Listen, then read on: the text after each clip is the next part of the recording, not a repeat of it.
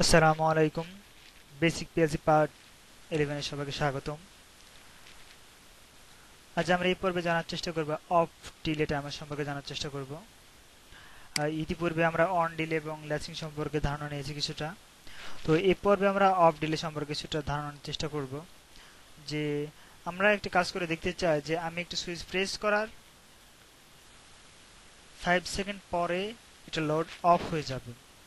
যদি এই কাজটি করতে হয় তার মানে আমার প্রথমে সুইচ প্রেস করার সাথে সাথেই লোডটি অন হবে এবং একটা নির্দিষ্ট টাইম হতে পারে 5 সেকেন্ড 10 সেকেন্ড পরে লোডটি অফ হয়ে যাবে। তো এরূপ যদি কাজ করতে হয় তাহলে আমাদের যে কাজটি করতে হবে, এটা মেক কন্টাক্ট নিলাম, এবার হচ্ছে অফ ডিলে টাইমার ইউজ করলাম। Of delay timer trigger. আচ্ছা, এবার এই টাইমার রেসপেক্টে একটা মেক কন্টাক্ট নিতে হবে। অফ ডিলে আউটপুট হিসেবে একটা রিলে নিলাম। আমি কতক্ষণ সময় পরে এটা অফ করতে চাই এখানে টাইমটা দিয়ে দিতে হবে। আমি দিলাম 5 সেকেন্ড। 5 সেকেন্ড। এবার যদি আমি এটাকে পুশ করি তার মানে এটা পুশ করার সাথে সাথে আমার এই লোডটা অন হয়ে যাবে এবং 5 সেকেন্ড পরে আবার এটা অফ হয়ে যাবে। তাহলে আমি রান করে দেখি।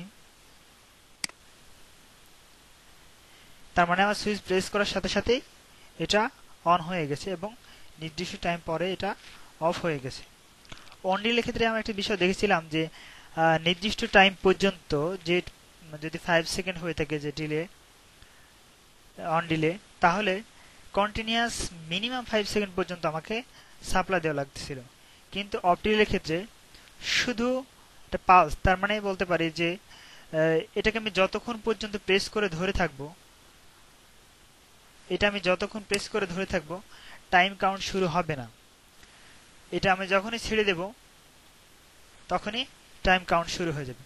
আমরা যদি এই চিত্রের দিকে লক্ষ্য করি, যদি এটা সুইচ হয়, সুইচটা আমি যতক্ষণ প্রেস করে ধরে থাকবো ততক্ষণ পর্যন্ত টাইমারটা আমার অন হবে না।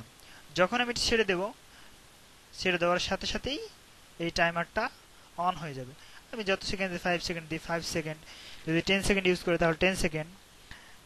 তাহলে বুঝলাম যে অন ডিলে এবং অফ ডিলের মধ্যে যে পার্থক্যটা সেটা একটু লক্ষ্য করতে পারলাম যে অন ডিলের ক্ষেত্রে আমাকে কন্টিনিউয়াস পালস দেওয়া লাগে, কিন্তু অফ ডিলের ক্ষেত্রে শুধু একটা পালস দিয়ে তা সুতরাং অন করে অফ করার সাথে সাথেই আমার টাইম কাউন্ট শুরু হয়ে যায়। তার মানে আমি যদি কোনো একটি ডিভাইস একটা নির্দিষ্ট টাইম পরে অফ করতে চাই তাহলে সেক্ষেত্রে আমরা অফ ডিলে টাইমার ইউজ করে এই কাজটি খুব সহজেই করতে পারি। তো আজকে এখানেই শেষ। ধন্যবাদ।